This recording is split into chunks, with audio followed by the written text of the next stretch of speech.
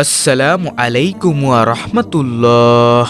প্রিয় দর্শক, আমাদের প্রিয় নবী হযরত মুহাম্মদ সাল্লাল্লাহু আলাইহি সাল্লামের পবিত্র বাণীতে এসেছে, ফরজ নামাজের সালাম ফিরিয়ে এই দোয়াসমূহের আমল করলে কিয়ামতের দিন হাসতে হাসতে জান্নাতে যেতে পারবেন ইনশাআল্লাহ, এবং মৃত্যুর পরপরই আপনার কবরখানা জান্নাতে পরিণত হয়ে যাবে ইনশাআল্লাহ। প্রিয় দর্শক, এখন যে আমলগুলো বলবো তা প্রত্যেকটি সহিহ হাদিস দ্বারা প্রমাণিত।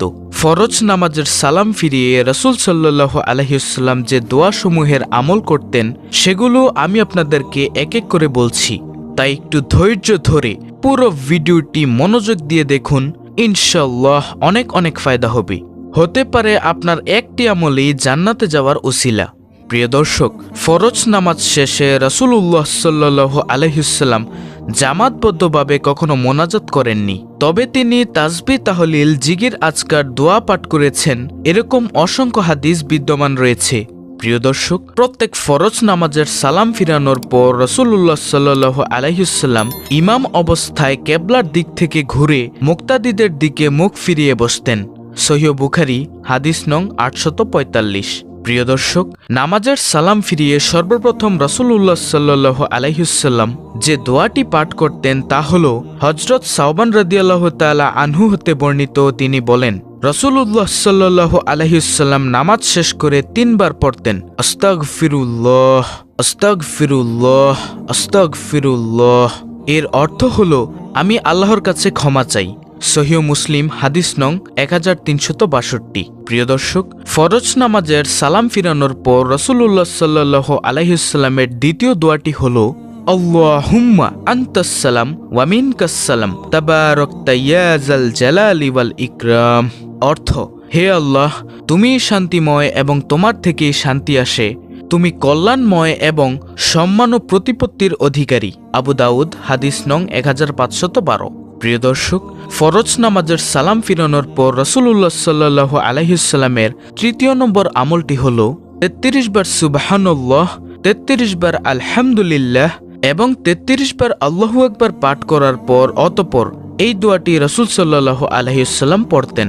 দোয়াটি হল, লা ইলাহা ইল্লাল্লাহু ওয়াহদাহু লা শারীকা লাহু, লাহুল মুলকু ওয়া লাহুল হামদু ওয়া হুয়া আলা কুল্লি শাইইন কাদির। দোয়াটির অর্থ হল, আল্লাহ ব্যতীত কোনো উপাস্য নেই, তিনি একক, তার কোনো শরিক নেই, সর্বভৌমত্বের মালিক তিনি, সকল প্রশংসা তার এবং তিনিই সবকিছুর উপর ক্ষমতাবান। হযরত আবু হুরায়রা রাদিয়াল্লাহু তাআলা আনহু থেকে বর্ণিত, তিনি বললেন, রাসূলুল্লাহ সাল্লাল্লাহু আলাইহি ওয়াসাল্লাম বলেছেন, যে ব্যক্তি প্রত্যেক ওয়াক্ত সালাত শেষে 33 বার আল্লাহর তাসবিহ বা পবিত্রতা বর্ণনা করবে, 33 বার আল্লাহর তাহমিদ বা আল্লাহর প্রশংসা করবে এবং 33 বার আল্লাহর তাকবীর তথা আল্লাহর মহত্ব বর্ণনা করবে, আর এমনভাবে 99 বার হওয়ার পর শততম পূর্ণ করতে বলবে, লা ইলাহা ইল্লাল্লাহু ওয়াহদাহু লা শারীকা লাহু, লাহুল মুলকু ওয়া লাহুল হামদু ওয়া হুয়া আলা কুল্লি শাইইন কাদির। এই দোয়াটি সে ব্যক্তির গুনাহসমূহ সমুদ্রের ফেনা পরিমাণ হলেও আল্লাহ তাআলা তা ক্ষমা করে দিবেন। সহিহ মুসলিম হাদিস নং 1239। প্রিয় দর্শক, এই আমলের অন্য একটি নিয়ম আছে, আর তা হল 33 বার সুবহানাল্লাহ, 33 বার আলহামদুলিল্লাহ এবং 34 বার আল্লাহু আকবার পাঠ করা। প্রিয় দর্শক, ফরজ নামাজের সালাম ফিরানোর পর রাসূলুল্লাহ সাল্লাল্লাহু আলাইহি ওয়াসাল্লামের 4 নম্বর আমলটি হল, আল্লাহুম্মা ইন্নী আসআলুকা ইলমান নাফিয়া ওয়া রিজকান তাইয়্যিবা ওয়া আমালান মুতাকাব্বালা। দোয়াটির অর্থ হল, হে আল্লাহ, আমি আপনার নিকট উপকারী জ্ঞান, পবিত্র রিজিক এবং কবুলযোগ্য আমল প্রার্থনা করি। এটি ফরজ নামাজের সালাম ফিরানোর পর পড়তে হয়। প্রিয় দর্শক, ফরজ নামাজের সালাম ফিরানোর পর রাসূলুল্লাহ সাল্লাল্লাহু আলাইহি ওয়াসাল্লামের 5 নম্বর আমলটি হল আয়াতুল কুরসি পাঠ করা। আয়াতুল কুরসি হল সূরা বাকারার 255 নং আয়াত। আমি আপনাদেরকে স্ক্রিনের মধ্যে বাংলা উচ্চারণ সহ আয়াতুল কুরসিটি দিয়ে দিচ্ছি। আপনারা যদি আরবি পড়তে না পারেন তাহলে বাংলা উচ্চারণটা দেখে শিখে নেবেন ইনশাআল্লাহ। প্রিয় দর্শক, আয়াতুল কুরসির ফজিলত রাসূলুল্লাহ সাল্লাল্লাহু আলাইহি ওয়াসাল্লাম বলেছেন, যে ব্যক্তি প্রত্যেক ফরজ নামাজের পর সালাম ফিরিয়ে কোনো কথাবার্তা না বলে সাথে সাথে আয়াতুল কুরসি পাঠ করবে, তাকে জান্নাতে যাওয়া থেকে মৃত্যু ব্যতীত আর কোনো কিছু বাধা দিতে পারবে না। সুবহানাল্লাহ। সহিহ মুসলিম নাসাই শরীফের হাদিস। প্রিয় দর্শক, আয়াতুল কুরসি রাতে ঘুমানোর সময় পাঠ করলে সকাল পর্যন্ত তার হেফাজতের জন্য একজন ফেরেশতা পাহারায় নিযুক্ত থাকে, যাতে শয়তান তার নিকটবর্তী হতে না পারে। সহিহ বুখারী। এরপরে ফরজ নামাজের সালাম ফিরানোর পর রাসূলুল্লাহ সাল্লাল্লাহু আলাইহি ওয়াসাল্লামের ৬ নম্বর আমলটি হল ফজর ও মাগরিবের নামাজের সালাম ফিরিয়ে ৭ বার আল্লাহর নবী সাল্লাল্লাহু আলাইহি ওয়াসাল্লাম এই দোয়াটি পড়তেন। দোয়াটি হল আল্লাহুম্মা আজিরনি মিনান নার। দোয়াটির অর্থ হল, হে আল্লাহ, আমাকে জাহান্নাম থেকে মুক্তি দিন। রাসূলুল্লাহ সাল্লাল্লাহু আলাইহি ওয়াসাল্লাম বলেছেন, এই দোয়া নিয়মিত পাঠ করলে তাকে জাহান্নাম থেকে মুক্ত বলে লিখে দেওয়া হবে। ইমাম মুসলিম ইবনে হারিস ইবনে মুসলিম তামিমি রহমাতুল্লাহি বলেন, আমার পিতা ইবনে হারিস রাদিয়াল্লাহু তাআলা আনহু এক যুদ্ধ থেকে ফেরার পর রাসূলুল্লাহ সাল্লাল্লাহু আলাইহি ওয়াসাল্লাম তাকে বললেন, ফজরের নামাজ শেষ করে কারোর সাথে কথা বলার আগে তুমি ৭ বার এই দোয়াটি পড়বে। দোয়াটি হল আল্লাহুম্মা আজিরনি মিনান নার। অর্থ, হে আল্লাহ, আমাকে জাহান্নাম থেকে মুক্তি দিন। যদি সেদিন তোমার মৃত্যু হয় তবে আল্লাহ তাআলা তোমাকে জাহান্নামের আগুন থেকে মুক্ত বলে লিখে দিবেন। এমনই ভাবে মাগরিবের নামাজ শেষ করে কারোর সাথে কথা বলার আগে তুমি ৭ বার একই দোয়া পড়ো, এবং যদি সে রাতে তোমার মৃত্যু হয় তাহলে আল্লাহ তাআলা তোমাকে জাহান্নামের আগুন থেকে মুক্ত বলে লিখে দিবেন। আবু দাউদ শরীফ। প্রিয় দর্শক, ফরজ নামাজের সালাম ফিরানোর পর রাসূলুল্লাহ সাল্লাল্লাহু আলাইহি ওয়াসাল্লামের ৭ম নম্বর আমলটি হল ফজর ও মাগরিবের নামাজের পরে সূরা ইখলাস ৩ বার, সূরা ফালাক ৩ বার এবং সূরা নাস ৩ বার। অন্যান্য ফরজ নামাজ শেষে এই সূরা ৩টি একবার করে পাঠ করতেন।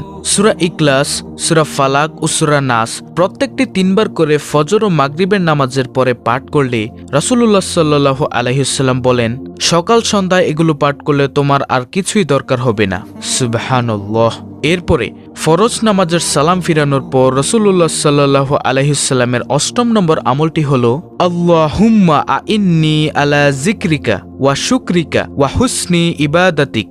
অর্থ, হে আল্লাহ, আপনার জিকির, আপনার কৃতজ্ঞতা ও শকর আদায় এবং সুন্দর করে আপনার ইবাদত করতে আপনি আমাকে সাহায্য করুন। বিশ্বনবী হযরত মুহাম্মদ সাল্লাল্লাহু আলাইহি ওয়াসাল্লাম একদিন তার প্রিয় সাহাবী হযরত মুয়াজ বিন জাবাল রাদিয়াল্লাহু তাআলা আনহু এর হাত ধরে বললেন, মুয়াজ, আল্লাহর কসম আমি তোমাকে ভালোবাসি। মুয়াজ রাদিয়াল্লাহু তাআলা আনহু তৎক্ষণাৎ উত্তর দিলেন, আমার পিতামাতা আপনার জন্য উৎসর্গিত হোক, আল্লাহর কসম আমিও আপনাকে ভালোবাসি।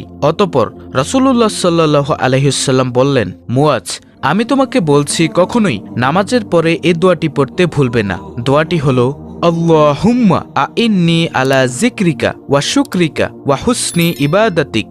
অর্থ, হে আল্লাহ, আপনার জিকির, আপনার কৃতজ্ঞতা ও শকর আদায় এবং সুন্দর করে আপনার ইবাদত করতে আপনি আমাকে সাহায্য করুন। প্রিয় দর্শক, আমি আপনাদেরকে এই ৮টি আমল আবার বলে দিচ্ছি সংক্ষেপে। নম্বর ১, আস্তাগফিরুল্লাহ ৩ বার পাঠ করা। নম্বর ২, আল্লাহুম্মা আনতাস সালাম ওয়া মিনকাস সালাম তাবারাকতা ইয়া যাল জালালি ওয়াল ইকরাম।